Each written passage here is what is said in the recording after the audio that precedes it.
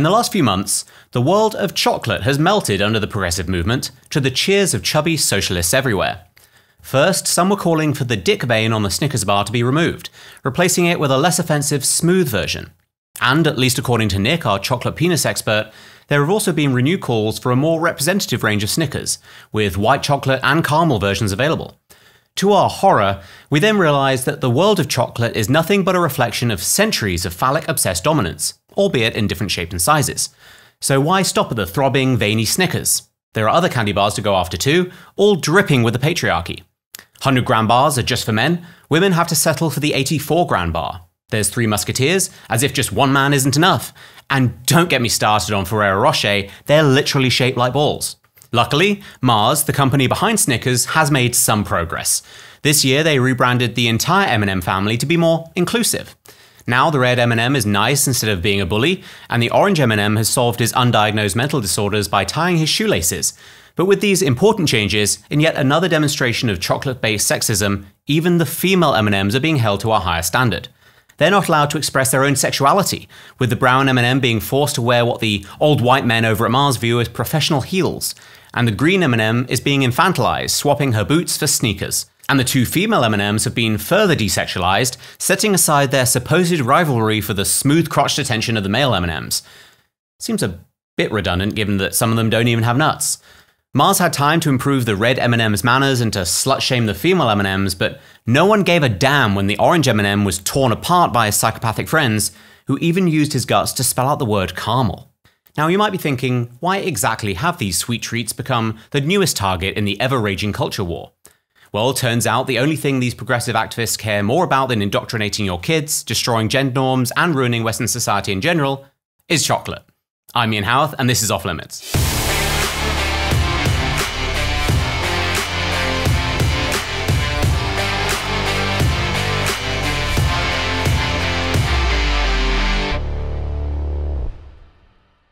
Welcome back to everyone who for some reason watched the first episode, and welcome to everyone who for some reason did not watch the first episode. Do me a favor, hit the like button, and you know what? Hit the subscribe button too, because it literally costs you nothing, and my livelihood unfortunately depends on it. Also, leave a comment and I promise not to be too offended. Deshaun Watson, the new quarterback for the Cleveland Browns, has been suspended without pay after an independent investigation into allegations of sexual misconduct. You'd think having to play for the Browns would be punishment enough. And before you all lose your mind saying, I'm British, what do I know? I'm a huge fan of football. Not soccer. Soccer sucks. American football. I know what I'm talking about. Call it with the racism. Watson has been accused of sexual assault and inappropriate conduct during massage sessions while playing for Houston. 25 women have filed civil lawsuits claiming that Watson wanted them to rub him up the wrong way. The NFL will be appealing the decision, telling the media, quote, these are very serious violations. It's not like he knocked out his fiancée in an elevator in Atlantic City or something reasonable like that. We really need to do something about this. One pundit explained why Watson was not immediately expelled from the organization, saying, quote, while extremely serious, it's not the worst thing he could have done. For instance, he could have bet on NFL games while inactive or even smoked marijuana. Such crimes would carry at least a full year suspension. After the ban was announced, Deshaun was so clearly distraught that he stormed out. When a journalist asked Deshaun where he was going, he said he was extremely stressed and needed to get a massage. His legal team quickly stepped in and said that they were confident that this will all have a happy ending. Honestly, massages are a touchy subject. The last time I got one, I asked the therapist if it's unusual to get an erection. Don't worry, it happens all the time, they replied. Okay, I said, would you just mind keeping it out of my face? In other news, Beyoncé will be removing an ableist slur from her new song after backlash from disability activists. One activist wrote on Twitter that the use of the slur, quote, feels like a slap in the face to me, the disabled community, and the progress we try to make with Lizzo. Recently, Lizzo also altered a line in one of her new songs, which originally went, quote, hold my bag, bitch, hold my bag. Do you see this shit? I'm a spaz. And Beyoncé's song included this Shakespearean line, quote, spazzing on that ass, spaz on that ass. By the way, I initially requested to rap those lines to a trap beat, but my producers threatened to quit on the spot. The tweet added, quote, guess I'll just keep telling the whole industry to do better until ableist slurs disappear from music. To be honest, I'm not actually in favor of people saying the word spaz, but where's the line here? Beyoncé's song still includes lines like glitter on my kitty, dimples on my hips, stretch marks on my tits, and whole lot of N-word been waiting. And Lizzo's song still includes lines like bitches are, dancing like a CEO, and I'ma go Lorena Bobbitt on him so he never again. No. You remember who Lorena Bobbitt is though, right? She was the woman who cut off her husband's penis while he was asleep. I don't think it's too much of a stretch to say that that should count as a disability.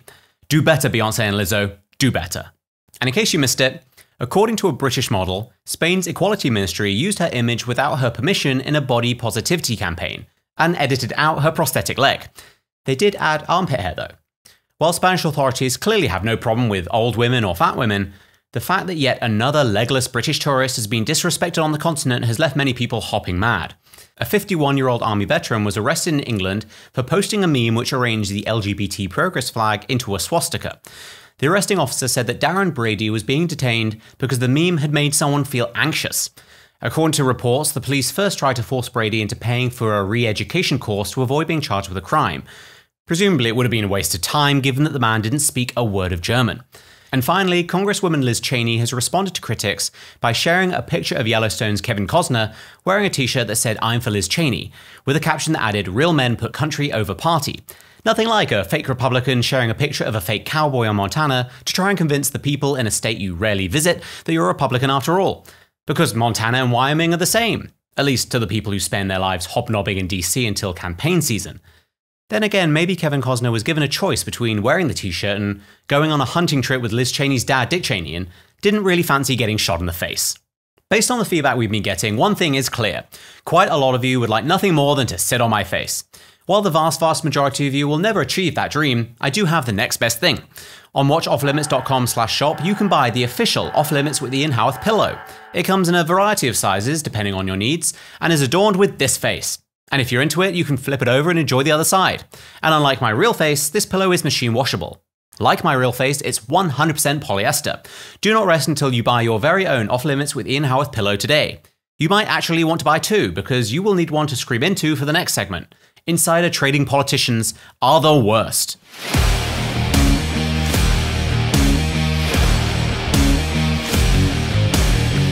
A few weeks ago, Paul Pelosi, the husband of House Speaker Nancy Pelosi, was arrested in California for drunk driving.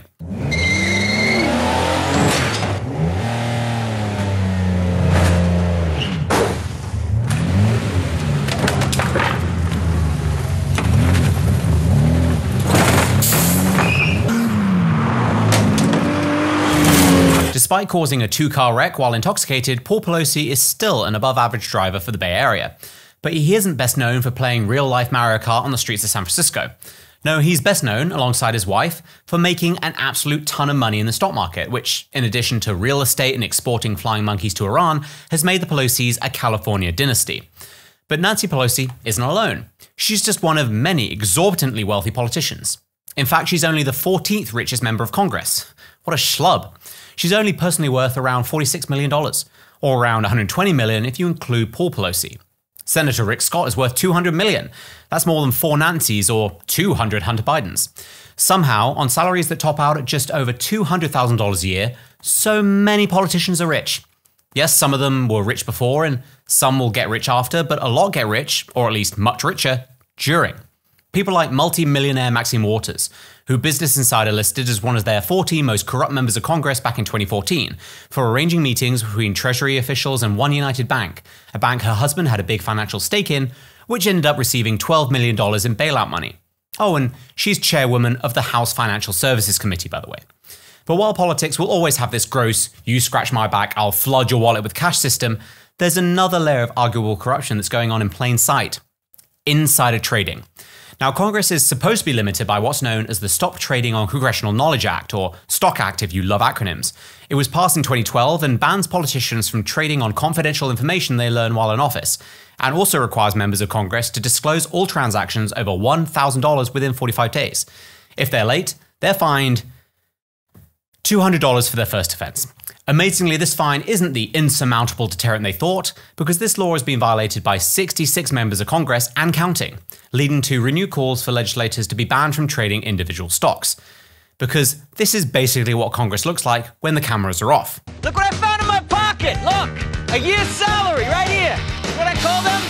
Fun coupons! The truth is, members of Congress trade individual stocks. A lot. And what's super duper weird is how good they are at it. According to NASDAQ, just in 2021, Congress bought and sold well over $500 million worth of stocks, options, securities, and cryptocurrencies. And so many of them were just so lucky. In fact, they did so well, the 2021 Congress beat the market, helped by some unusual trades. First, let's take a look at Senator Tommy Tuberville. He bought up to $1.84 million in non-energy mineral stocks like copper, steel, and aluminum just before Biden signed his infrastructure bill. He also sold up to $15,000 in Microsoft stocks in late June, 2 weeks before a $10 billion government contract was cancelled. Tuberville sat on the Senate Armed Services Committee, which has access to defense contracts, but I'm sure it's unrelated. Just like House Republican Pat Fallon, who sits on the House subcommittee which reviews defense contracts. He sold $250,000 in Microsoft stock right before the deal fell apart. House Republican Brian Mast bought stocks in cannabis company Tilray just before voting in support of the Marijuana Opportunity Reinvestment and Expungement Act. He sold the stock for a return of 563%. House Republican Kevin Hern, who sits on the House Budget Committee by the way, bought stocks in Lockheed Martin in August, and again just weeks before the arms company won a $10.9 billion government contract. House Democrat Kathy Manning, who sits on the House Foreign Affairs Committee, bought Lockheed Martin stocks 2 weeks before the deal. What a coincidence. Then there's House Democrat Zoe Lofgren. She bought up to $15,000 in an electric vehicle manufacturing company and has co-sponsored electric vehicle tax credit proposals in the past. Moving on to the world of cryptocurrency, Senator Cynthia Lummis bought up to $100,000 of Bitcoin in August, while the Senate was drafting crypto regulations. Senator Pat Toomey also drafted amendments to these crypto regulations while holding crypto. And then last and certainly not least, there's Nancy Pelosi, who, through Paul Likes to Drink Pelosi, is a stock market wizard. Or which. In March of last year, the Pelosi power couple bought up to $3 million in Microsoft stock. And what do you know? Under 2 weeks later, Microsoft announced a $22 billion contract with the US Army, putting them up 160%. This year, just a few weeks before Congress voted on whether to invest $54 billion in semiconductor manufacturing and research in the US, Paul Pelosi invested millions in Nvidia. What do they make? Semiconductors. Where are they based? Silicon Valley, which is in the US. Nancy Pelosi and her husband are so good at this stock market thing that people are building out Nancy Pelosi ETFs so us normal people can track her investments. Now it seems obvious to me that it's beyond insane to allow politicians to trade stocks in companies they are legislating, let alone the fact that it's just so obvious that so many of them and their families are trading on inside information. If you don't believe me, check out Nancy Pelosi being asked whether her husband ever made a stock move based on information she provided. Over the course of your career, has your husband ever made a stock purchase or sale based on information he received from you? No, absolutely not. Okay, thank you. Turns out that Shaggy's "It Wasn't Me" was actually inspired by Nancy Pelosi being caught on TD Ameritrade at 3 a.m.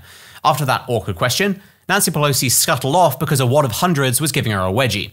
Shortly after this press conference, Paul Pelosi dumped all of his Nvidia stock for a total loss of over $341,000. That'd be a lot of money for most of us.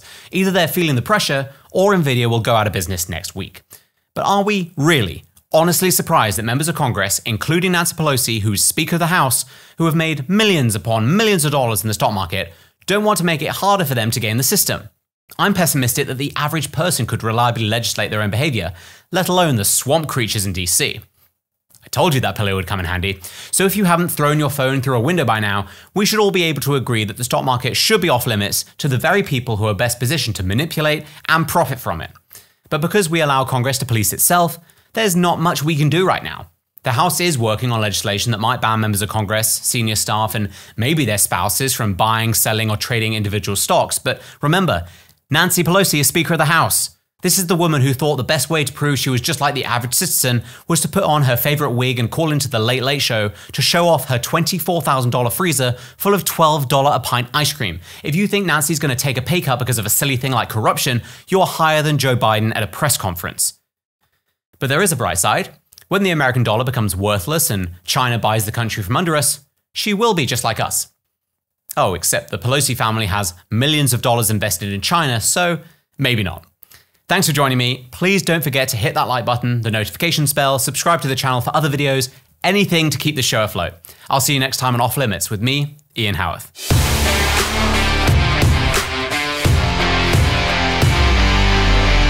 Off Limits with Ian Haworth was created by Ian Haworth.